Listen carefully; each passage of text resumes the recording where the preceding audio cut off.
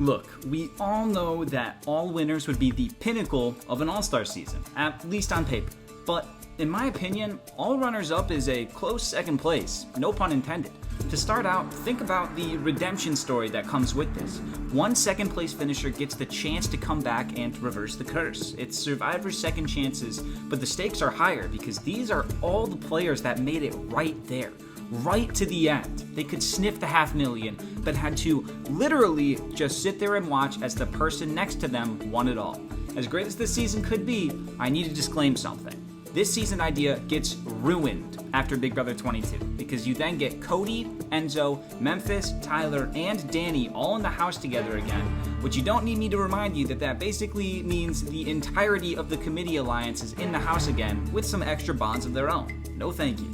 So instead, we are going to be looking at this season in the lens of it happening in place of Big Brother 22.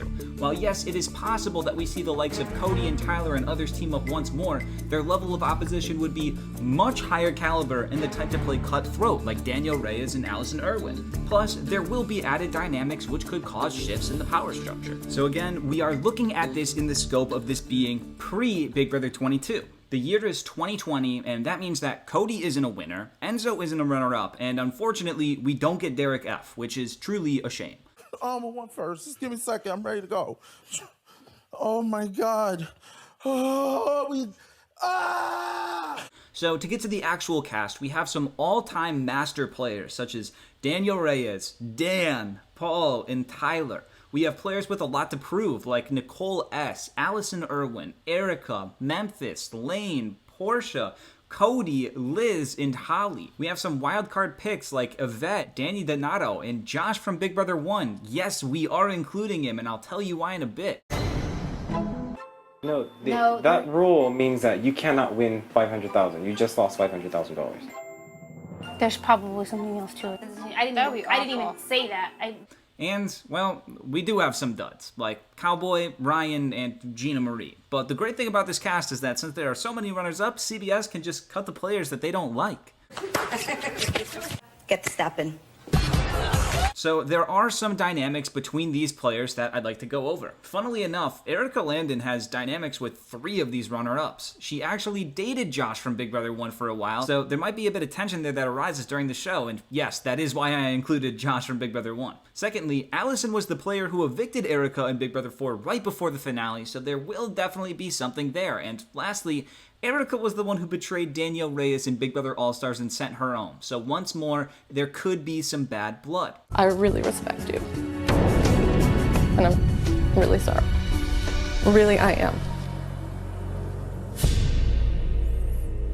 As for some good dynamics, there is Portia and Danny Donato being allied together in Big Brother 13, and there is, of course, the Renegades with Dan and Memphis. Although on paper it looks like there really isn't that many dynamics between players, I think that's actually a great thing. Many of these players are one-and-done players that aren't connected to the larger community anymore, giving a better opportunity for less pre-gaming. There's not going to be a huge imbalance of old school versus new school because that's how the player distribution would work. Plus, because these players were all runners-up, I feel like they will be much hungrier for the win than any other group of players, potentially giving us a season of people willing to make whatever moves necessary to get to the end. One really cool thing about this season is that whoever ends up being the winner will be crowned one of the greatest players of all time, almost regardless of who it is. If Danielle Reyes wins, it'll probably be the sweetest victory imaginable, almost 20 years in the making. If players like Tyler or Paul win, it definitely cements them as one of the greatest to ever play the game. And speaking of which, this gives us the opportunity to see a third Paul runner-up finish, which would be the most bizarre outcome of all time. The fact that it happened twice is already astonishing, but a third time?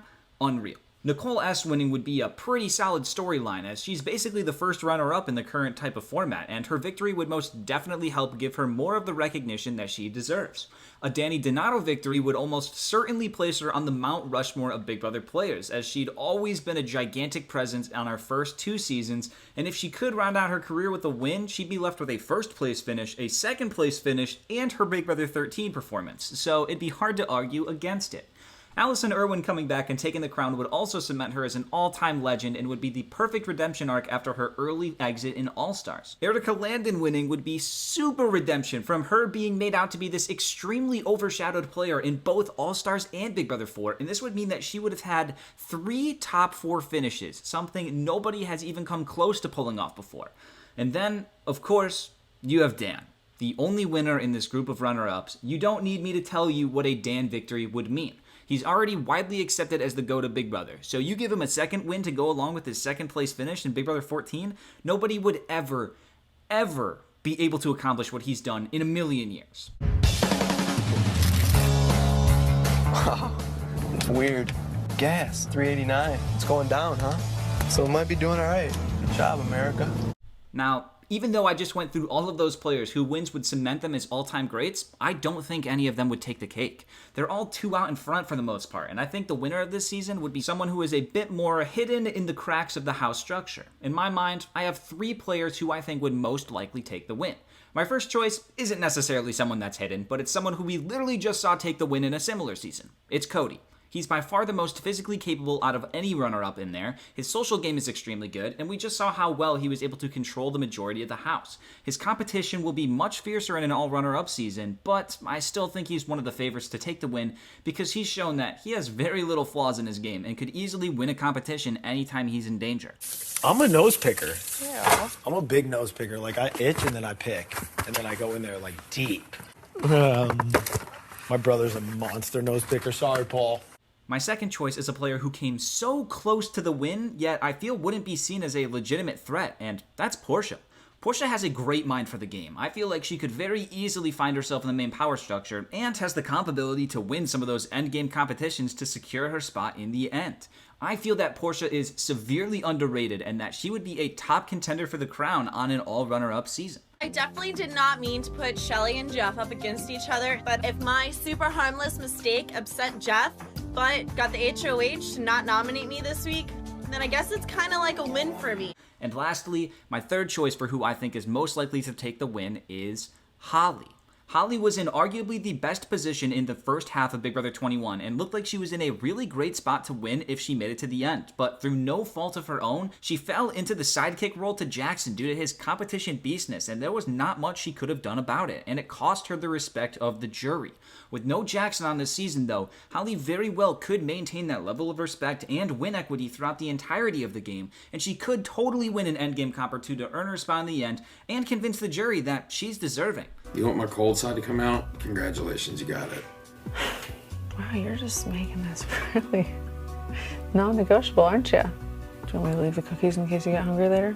These 3 players are definitely who I would pick as my winner's pick given the opportunity, but that's just my opinion.